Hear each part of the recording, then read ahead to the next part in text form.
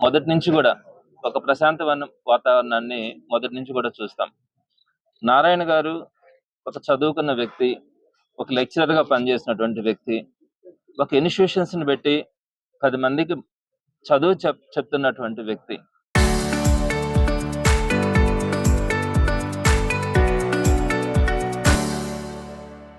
అలాంటి వ్యక్తికి నెల్లూరు నగర నియోజకవర్గంలో సుమారుగా 70,000 మెజారిటీ ఇచ్చి గెలిపించిన తర్వాత ఈరోజు నెల్లూరులో ఉన్నటువంటి ప్రజలందరూ కూడా ఈ పిచ్చి పనులకి, ఇలాంటి చేతగాని పనులకి ఈరోజు తలబట్టుకునే పరిస్థితిని మనం చూస్తా వస్తా ఉన్నాం. నేను మీకు రాబోయే రోజుల్లో చాలా విషయాలు ఉన్నాయి చెప్పాల్సినటివి. అన్నీ కూడా వాస్తవాలన్నీ కూడా ప్రజల ముందుకు తీసుకొచ్చిన తర్వాత ఈరోజు అసహించుకునే పరిస్థితి కూడా ఉంటుంది. స్టెప్ బై స్టెప్‌గా వాటన్నిటిని కూడా ఏదైతే కార్పొరేషన్‌లో జరుగుతున్నటువంటి దోపిడీ గాని, కార్పొరేషన్‌లో పేద ప్రజల నుంచి దోచుకున్నటువంటిది వీళ్ళ జోబుల్లో ఏ విధంగా వెళ్తుందన్నటువంటి అంశాలను గాని, సాక్ష్యాలతో సహా ప్రజలందరికీ చూపించడానికి కూడా సిద్ధంగా ఉన్నాం. అయితే ఈ సందర్భంగా నేను కొన్ని విషయాలను మాత్రమే మొట్టమొదటిగా మీ దృష్టికి కూడా తీసుకొనొస్తా ఉన్నాను. ఇది 46వ డివిజన్‌లో ఇదంతా కూడా కమర్షియల్ ఏరియా. ఇక్కడంతా కూడా షాప్స్ గాని, బంగారు అంగళ్ళు గాని, వస్త్ర వ్యాపారాలు గాని మొత్తం కూడా ఈ ఏరియా అంతా కూడా ఈ బిజినెస్ పీపుల్ ఉండేటువంటి ఏరియా. ఈ బిజినెస్ పీపుల్‌కి సంబంధించి ఇక్కడ అనేక మంది, వందల మంది, చాలా మంది ఇక్కడికి రావడం గాని, ఇక్కడ ఈ షాపింగ్ లో పార్టిసిపేట్ కొనుగోలు చేయడం గాని, ఇవన్నీ కూడా ఈ ప్రాంతంలో ఎక్కువగా జరిగేటువంటి ప్రాంతం. మరి ఇలాంటి ప్రాంతంలో వేలూరు మహేష్ గారు సుమారుగా 7, 8 సంవత్సరాల క్రితమే ఇక్కడ వచ్చేటువంటి ఇన్ని వందల మంది, వేల మంది వస్తా ఉంటారు. మరి వీరందరికీ కూడా ఒక మంచినీటి సదుపాయం కలిగించాలన్న ఒక మంచి ఉద్దేశంతో ఇక్కడ మనం చూసాం. ఇక్కడ ఒక వాటర్ ప్లాంట్ ని, ఆర్ఓ వాటర్ ప్లాంట్ ని సిస్టమ్ ని తీసుకొనొచ్చి ఇక్కడ దానికి సంబంధించి బోర్లు వేయడం కానీ, మోటార్లు పెట్టడం కానీ, ఒక మంచి ఆర్ఓ సిస్టమ్ అని తీసుకొనొచ్చి వాటిని వాటర్ అంతా కూడా రిజర్వ్ చేసుకునే దానికి ఒక ట్యాంక్ ని పెట్టి దాంట్లో నుంచి కేవలం 20 లీటర్ల క్యాన్ ని ₹2కి అందించాలని మొట్టమొదటిగా స్టార్ట్ చేయడం కూడా ఆ రోజు జరిగింది. కేవలం ఏంటంటే ఒక సర్వీస్ నేచర్ తో ఈ ప్రాంతంలో పుట్టాం, ఈ ప్రాంతంలో మనం పెరుగుతా ఉన్నాం, ఈ ప్రాంతానికి మనం ఏదైనా చేయగలగాలన్న ఆలోచనతో ఆ ఆర్ఓ సిస్టమ్ ని పెట్టి ఇక్కడ ఉన్నటువంటి ఈ షాపుల్లో వచ్చేటువంటి వీరందరికీ కూడా ఒక మంచినీటి సదుపాయాన్ని కలిగించినటువంటి పరిస్థితి. అయితే ఆ రోజు ఎక్కడా కూడా కార్పొరేషన్ నుంచి ₹1 కూడా దీని గురించి ఆశించలా. కేవలం వీళ్ళందరూ కూడా ఆ మనీని కలెక్ట్ చేసుకొని సుమారుగా ₹8,00,000 ఆ రోజుల్లోనే దానికి ఖర్చయ్యేటువంటి పరిస్థితుల్లో అలాంటి ఆర్ఓ సిస్టమ్ ని ఇక్కడ పెట్టడం గాని, ఇక్కడ ఉండేటువంటి స్థానికులందరికీ కూడా కేవలం ఇక్కడ వచ్చే షాపులకే కాదు, ఈ షాపులకే కాదు, చుట్టుపక్కల ఉన్నటువంటి పేదలందరూ కూడా ఇక్కడికి వచ్చే ఆర్ఓ సిస్టమ్ ద్వారా ఒక క్యాన్ లీటర్ ని ఒక ₹2 ఆ రోజుల్లో, తర్వాత ఈ సర్వీస్ చార్జెస్ అన్ని కూడా పెరిగినాయని చెప్పి కేవలం ₹5కి ఒక 20 లీటర్ల క్యాన్ ని కూడా ఇక్కడ నుంచి సప్లై చేస్తా ఉన్నటువంటి పరిస్థితుల్లో చక్కగా కూడా ఈ రోజుకి కూడా జరుగుతా ఉంది. అయితే కార్పొరేషన్ నుంచి అడిగింది కేవలం ఏంటంటే దానికి సంబంధించినటువంటి పవర్ బిల్ ని కార్పొరేషన్ వేవర్ చేస్తా ఉంటుంది, వారు పే చేస్తా ఉంటారు. మిగిలినటువంటి మెయింటెనెన్స్ అంతా కూడా వీరే బరాయిస్తూ ఆ ఆర్ఓ సిస్టమ్ ని ఈ కంప్లీట్ గా దీనంతా కూడా మెయింటైన్ చేస్తా సిస్టమాటిక్ గా ఇక్కడ ఉన్నటువంటి చుట్టుపక్కల ఉన్నటువంటి ప్రతి ఒక్కరికి కూడా నీటిని అందించే కార్యక్రమం ఇక్కడి నుంచి జరుగుతా ఉంది. ఇలాంటి మంచి కార్యక్రమాలు జరుగుతా ఉన్నప్పుడు ఎవరైనా కూడా ప్రోత్సహించాలా. ఎక్కడ మనం చూస్తా ఉన్నాం, రోడ్లో కూడా కాదు, ఒక సైడ్ గా ఒక కార్పొరేషన్ ప్లేస్ లో, చిన్న ప్లేస్ లో 10 మందికి, చుట్టుపక్కల ఉన్నటువంటి 10 మందికి ఉపయోగపడాలన్న ఆలోచనతో దాన్ని స్టార్ట్ చేయడం కూడా జరిగింది. అయితే ఈ ప్రభుత్వం వచ్చిన తర్వాత కక్షపూరితంగా, కుట్రతో అనేకమైనటువంటి వైఎస్ఆర్సీపీ నాయకుల మీద గాని, కార్యకర్తల మీద గాని చేస్తున్నటువంటి దౌర్జన్యాల్లో భాగంగా ఇక అక్కడ పెట్టినటువంటి దానికి ఈ ఎలక్ట్రిసిటీ చార్జెస్ అన్నది కార్పొరేషన్ మేము కట్టమని చెప్పి కూడా చెప్పడం జరిగింది. అయితే మేము కార్పొరేషన్‌కి వెళ్లి కూడా కమిషనర్‌తో రిక్వెస్ట్ చేసినాం. ఏమని రిక్వెస్ట్ చేసినామంటే, సో ఇప్పటి వరకు మీరు ఏదైతే బిల్స్ ఉన్నాయో అంతవరకు పే చేసేయండి. ఇక్కడి నుంచి మేము పే చేసుకొనైనా అక్కడ ఉండేటువంటి వాళ్ళందరూ కూడా పే చేసుకొని దాన్ని జరుపుకుంటారు. ఒకవేళ లేదు మేము అట్లా చేయమని అన్నారా, మీరైనా తీసేసుకోండి. సుమారుగా 8-10 లక్షల రూపాయలు ఈ రోజు ఖర్చయ్యేటువంటి పరిస్థితిలో ఆర్ఓ సిస్టమ్‌ని చక్కగా కూడా దాన్ని పెట్టడం జరిగింది. మీరైనా దాన్ని హ్యాండ్ ఓవర్ చేసుకొని దాన్ని మీ ద్వారానైనా కూడా ఇక్కడ ఉన్నటువంటి ప్రజలకి అక్కడ ఉన్నటువంటి వాటర్ ని సప్లై చేయండి అని చెప్పి కమిషనర్ ని నేరుగా వెళ్ళి కూడా రిక్వెస్ట్ చేస్తాం. ఈ చేసిన తర్వాత కూడా ఎలాంటి పరిస్థితుల్లో కమిషనర్ ఏదైతే తెలుగుదేశం పార్టీ నాయకులు చెప్తా ఉంటారో దాన్ని తూచా తప్పకుండా పాటించేటువంటి ఈ కమిషనర్ ఎక్కడా కూడా దానికి తెలుగుదేశం పార్టీ ఒక కార్యకర్తగానే ఆయన ఫీల్ అవుతా ఉంటాడు. ఎక్కడా కూడా దాని గురించి ఆలోచించినటువంటి పరిస్థితులే. అయితే 2 రోజుల క్రితం ఇక్కడ దగ్గరలో ఒక ఆర్ఓ సిస్టమ్ కూడా కాదు, ఒక మినరల్ వాటర్ ప్లాంట్ ఒకటి పెట్టినామని చెప్పి ఆ రోజు ఇక్కడ చెప్పడం కూడా జరిగింది. మీరు ఒక్కసారి చూడండి దీనికి దానికి కంపారిజన్. ఇక్కడ గ్రౌండ్ లెవెల్లో ఉన్నటువంటి సుమారుగా 100 అడుగుల లోతుల నుంచి బోర్లేసి మోటార్ ద్వారా నీటిని తీసుకొని ఇక్కడ ఆర్ఓ సిస్టమ్ ద్వారా ప్యూరిఫై చేసి వాటిని క్యాన్ల ద్వారా ఇక్కడ సప్లై చేసేటువంటి సిస్టమ్ ఇక్కడ జరుగుతుంది. అక్కడేం జరుగుతా ఉంది, ఎక్కడో ప్యూరిఫై చేస్తారంట, అసలు ప్యూరిఫై చేస్తారో లేదో కూడా తెలియదు. ఒక ట్యాంకర్ ద్వారా నీళ్లు తీసుకొని వచ్చి అక్కడ పెట్టి వాటిని అందరికీ కూడా 20 లీటర్ల క్యాన్ ని వాళ్ళు ఏదో ₹2 ₹5 ఎంతకు పెట్టుకొని వాళ్ళు ఇచ్చేటువంటి పరిస్థితి. దాన్ని అక్కడ ప్యూరిఫై చేస్తా ఉన్నారో లేదో కూడా తెలియదు. అది పెట్టి ఇమీడియట్ గా నిన్నటి రోజున అర్ధాంతరంగా జేసీబీని తీసుకొచ్చి దాన్ని పగలగొట్టేటువంటి పరిస్థితి. ఎక్కడో కూడా మేము చెప్పినాం సుమారుగా 8 నుంచి 10 లక్షల రూపాయలు కదా, ఆ రోజు కూడా ప్రజలకు ఉపయోగపడాలన్న ఉద్దేశంతో ఆర్ఓ సిస్టమ్ ఇక్కడ ఉన్నటువంటి స్థానిక ప్రజలకి పేదవాళ్ళకి ఉపయోగపడాలన్న ఆలోచనతో దాన్ని పెట్టడం కూడా జరిగింది. అది మాకు ఎక్కడ కూడా లాభాపేక్ష కాదు.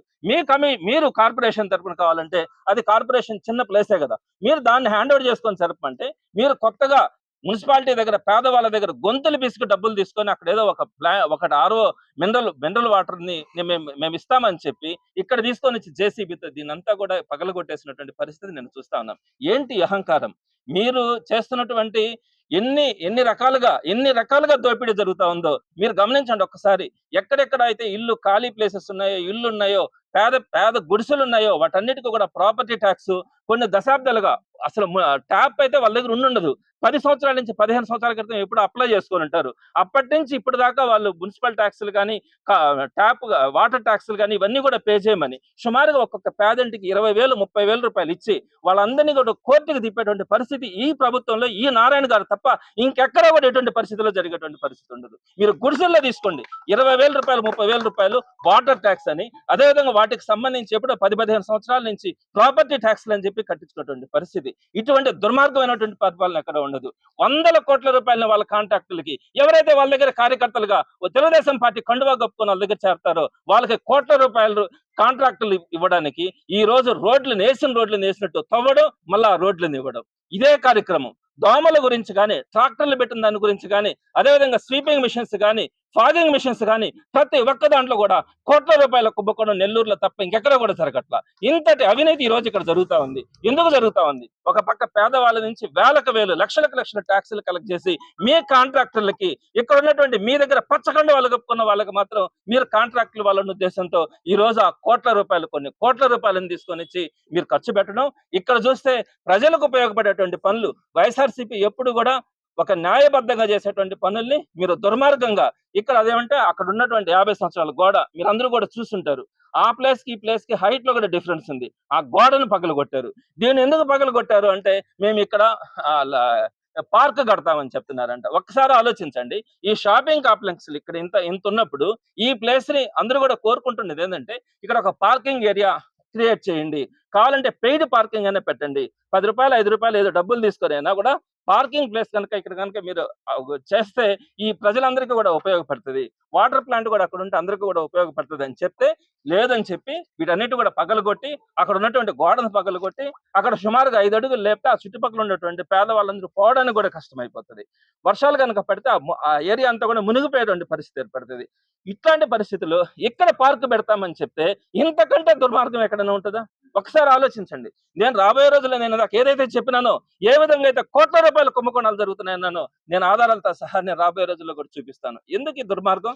ఎందుకు ఈ విధంగా కొట్టేస్తారు? ఎక్కడ మీకు ఎవరిచ్చినారు? ఒక పక్క చూస్తే అక్కడ జాఫర్ సాహెబ్ కెనాల్ని నాశనం చేసి పారేస్తున్నారు. అక్కడ షాపులు పెట్టి వాళ్ళు బతికేటువంటి పరిస్థితి లేదు. అక్కడ ఎక్కడ కూడా ట్రాఫిక్ కానీ అన్ని రకాలుగా కూడా అక్కడ ఇబ్బంది పడే పరిస్థితి. అదేవిధంగా ఇప్పుడు మళ్ళీ వాళ్ళ చూపు ఆ సర్వేపల్లి కెనాల్ పక్కన పడింది. ఆ సర్వేపల్లి కెనాల్ పక్కన శుద్ధంగా అక్కడ ఉన్నటువంటి ఫ్లైఓవర్ కానీ అక్కడ మనం ఎక్స్టెండ్ చేసినటువంటి రోడ్స్ కానీ ఉంటే అక్కడ కళ్ళు పడి అక్కడ సుమారుగా 200 షాపులు పెట్టడానికి సుమారుగా 8 కోట్ల రూపాయలని మొన్న ఈ మధ్యనే రిలీజ్ చేయించుకున్నటువంటి పరిస్థితి. మీ ఇష్ట ప్రకారం కోట్ల రూపాయలని కార్పొరేషన్ నిధులను ఖర్చు పెట్టడం, పేద ప్రజల పేరుతో మీ కార్యకర్తలకి మీ దగ్గర పనిచేస్తున్నటువంటి ఎంప్లాయీస్కి ఇవ్వడం, ఇటువంటి దుర్మార్గమైనటువంటి పరిపాలన. ఇవన్నీ పక్కన పెడితే పేదవాళ్ళంటే అత్యంత చులకన అయిపోయింది. ఎక్కడ పెడితే వాళ్ళు మాట్లాడలేరని చెప్పి మీరు డెవలప్మెంట్ పేరుతో ఈ పేదవాళ్ళ గుడిసెలను కానీ పేదవాళ్ళకు సంబంధించినటువంటి ఆస్తులను కానీ ధ్వంసం చేసేటువంటి పరిస్థితి. మీరు గత ప్రభుత్వాలు ఎప్పుడైనా తీసుకోండి, నెల్లూరులో ఎప్పుడు కూడా విధ్వంసం చేసినటువంటి పరిస్థితుల పొగతోటలో తీసుకుంటే హాస్పిటల్స్ ని నెట్ట నిలువున కూల్చేసినటువంటి పరిస్థితి ఉంది. పేదవాళ్ళని తీసుకుంటే అక్కడ 50వ డివిజన్ లో కానీ 52వ డివిజన్ లో కానీ అక్కడ పేదవాళ్ళని కూల్చేసే పరిస్థితి ఉంది. అదేవిధంగా కాలువ కట్ల పేర్ల మీద మీ కాంట్రాక్టర్లు ఇచ్చుకోవడానికి సుమారుగా 3,000 కుటుంబాలని మీరు నాశనం చేయాలని ప్రయత్నిస్తే వైఎస్ఆర్సీపీ పోరాటం చేసిన తర్వాత సుమారుగా ఈ రోజు 500-600 కుటుంబాలని మేము అంతవరకు కన్ఫైన్ చేసి ఆ ఓట్లు లేకపోయినా అని చెప్పి వాటన్నింటిని కూడా ధ్వంసం చేసేటువంటి పరిస్థితి. అవసరమైన దగ్గర మీరు తీసేయండి, సహకరిస్తాం. అవసరం లేని దగ్గర కోట్ల రూపాయలు మీరు ఖర్చు పెట్టడం కానీ, అదేవిధంగా పేద ప్రజలకు ఉపయోగపడేటివి, పేద ప్రజలు ఎక్కడో మారుమూల ప్రాంతాల్లో బతుకుతా ఉంటే వాళ్ళు అక్కడ కూడా ఉండకూడదని చెప్పి మీరు చేస్తున్నటువంటి నిర్ణయాలను మాత్రం తప్పకుండా కూడా వైఎస్ఆర్సీపీ తరఫున అపోజ్ చేయడం జరుగుతుంది. ఇంకొక పాయింట్ కూడా చెప్తున్నాను, ఇక్కడ ఈ విధ్వంసం చేస్తారా, ఎందుకు చేస్తారన్నది కూడా అందరికీ తెలుసు, ఏ కుట్రతో చేస్తారన్నది కూడా అందరికీ తెలుసు. రెండో రోజు ఏం చేస్తాడంటే కమిషనరు ఇక్కడికి వచ్చాడు. ఎందుకు వచ్చారు? ముందు రోజు కొట్టేసి ఇక్కడికి వచ్చి నేను వచ్చాను మీరేం చేస్తారో చేసుకోండి అన్న పరిస్థితిలో ఇక్కడ తిరిగాడు. ఇక్కడ తిరిగిన తర్వాత ఇక్కడ స్థానిక ప్రజలు మాట్లాడుతుంటే మేము చేసేదే ఏం చేసుకుంటారు, ఏం మాట్లాడతారని మాట్లాడతాడు. ఇట్లాంటి కమిషనర్ని మీరు ఎప్పుడైనా చూసారా? ఎక్కడైనా చూసారా? ఇట్లాంటి నెల్లూరు కార్పొరేషన్ లో సుమారుగా 8 లక్షల మంది ఉన్నటువంటి మన స్టేట్ లోనే ఒక బిగ్గెస్ట్ కార్పొరేషన్ లో ఒకటైన నెల్లూరు కార్పొరేషన్ కి కమిషనర్ గా ఉన్నటువంటి ఒక వ్యక్తి ఎలాంటి ఛాలెంజెస్ చేస్తారా? కొట్టేసిన తర్వాత మీరు ఇక్కడికి వచ్చి ఛాలెంజింగ్ గా ఉదయం వాకింగ్ చేస్తారు ఇక్కడికి వచ్చి. అదే మాట్లాడితే ప్రజలు మాట్లాడితే వారందరినీ కసురుకొని మీ అంత చూస్తానని చెప్పేటువంటి పరిస్థితి. కమిషనర్ గారు మీరు ఒక్కడ గుర్తు పెట్టుకోండి, ఇది పద్ధతి కాదు. మీరు కొట్టేయడం తప్పు, నోటీస్ ఇవ్వకపోవడం తప్పు, లేదా మీరు హ్యాండ్ ఓవర్ చేసుకోండి, ఎవరు కూడా కాదనేటువంటి పరిస్థితిలే. ఇలాంటివి ఉపేక్షిస్తా పోతా ఉంటే పేదవాళ్ళు కట్టుకున్నటువంటి ఒక్క అంకణంలో కట్టుకున్నటువంటి బాత్రూంలు కూడా తీసేసినటువంటి పరిస్థితి ఈ రోజు నెల్లూరు కార్పొరేషన్ లో చూస్తా ఉన్నాం. ఇలాంటి పరిస్థితుల్లో నిన్న పేదవాళ్ళు మాట్లాడుతూ ఉంటే వారందరినీ కసురుతా ఉన్నటువంటి కమిషనర్ గారి ప్రవర్తన చూస్తే బాధ, సిగ్గుపడాల్సినటువంటి అంశం ఉంది. నేను మరొకసారి కూడా చెప్తా ఉన్నా నారాయణ గారికి, మీరు ఇప్పటికైనా తెలుసుకోవాలా, ఇది పేదలకు సంబంధించినటువంటి ఎప్పుడు కూడా ప్రభుత్వాలు ఎప్పుడు కూడా పేదల పక్షాన, సామాన్యుల పక్షాన నిలబడాల. ఉన్నవాడికి భగవంతుడు ఒక అవకాశం ఇచ్చారు, వారికి 4 రూపాయలు సంపాదించుకొని ఉంటారు, వాళ్ళు బతకగలరు. పేదవాళ్ళకి విధి రాత వల్ల వాళ్ళ పేదరికంలో ఉంటారు. ఆ పేదరికంలో ఉన్న వాళ్ళకి ప్రభుత్వాలు అండగా నిలబడాలా, ఉన్నవారు కూడా వాళ్ళకి సహాయం చేసే పరిస్థితి ఉండాలా. అటువంటి పేదవాళ్ళ గొంతు నొక్కి మనం సాధించేది కూడా ఏముండదు. అలాంటి పరిస్థితిని ఈరోజు మనం నెల్లూరు నగరంలో చూస్తా ఉన్నాం. తప్పకుండా కూడా చెప్తా ఉన్నాము, ఇలాంటి పరిస్థితిని కనుక మీరు కక్ష కట్టి వైఎస్ఆర్సీపీ కార్యకర్తల నాయకుల జోలికి వస్తే మాత్రం ఊరుకునేది లేదని కూడా స్పష్టం చేస్తా ఉన్నాం. రాబోయే రోజుల్లో మీరు చేసినటువంటి అక్రమాలన్నింటినీ కూడా బయట తీయడం కూడా జరుగుతుంది. ఇలాంటి మానుకోకపోతే ప్రజలే మీకు బుద్ధి చెప్పే రోజుని తీసుకొచ్చే పరిస్థితి కూడా ఉంటుందని చెప్పి తెలియజేస్తా ఉన్నాను. 2 రోజుల నుంచి చూస్తున్నారు. మొన్న 23వ తేదీ ఎంత దారుణంగా ఇక్కడ పేద ప్రజలకి ఉపయోగిస్తున్న వాటర్ ప్లాంట్ ని మన నెల్లూరు మున్సిపల్ కార్పొరేషన్ కమిషనర్ గారు ఆదేశాల మేరకు ఇక్కడ పగలకొట్టడం జరిగింది. సరే, ఆ రోజు మనం నిలదీశాం, అడిగాం. నిన్న ఉదయం కమిషనర్ గారు, మున్సిపల్ కమిషనర్ గారు విజిట్ పెట్టుకున్నారు.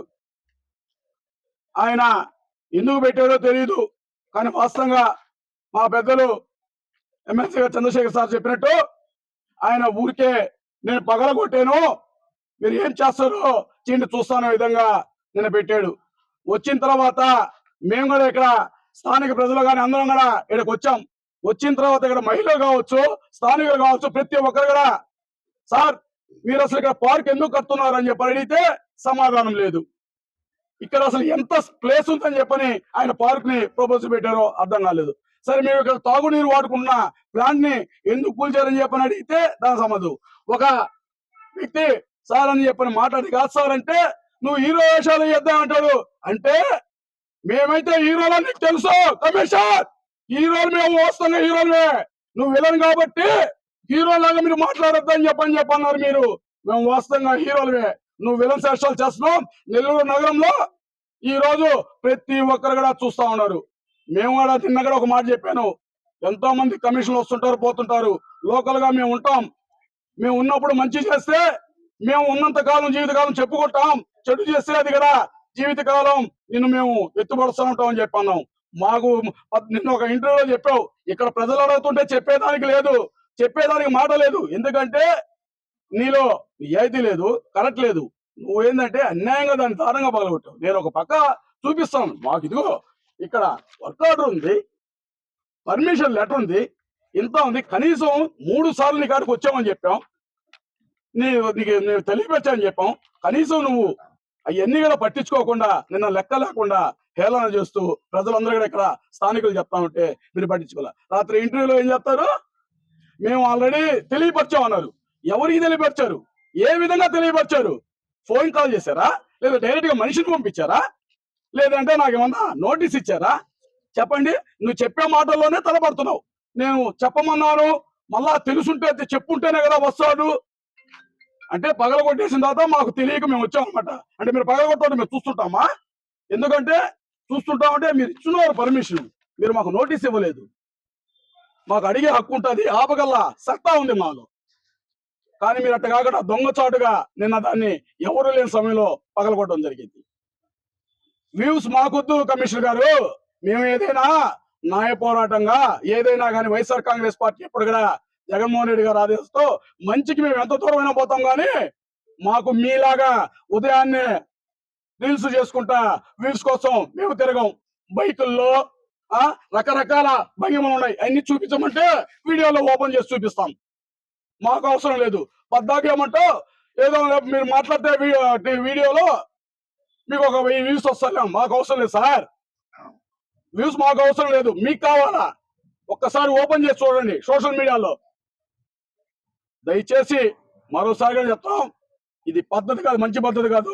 కమిషనర్ గారికి మీరు ఎవరి కళ్ళల్లో ఆనందం చూడాలనుకుంటున్నారో కానీ ఆ ఆనందం అయితే శాశ్వతంగా మాత్రం మీ కళ్ళలో ఉండదు.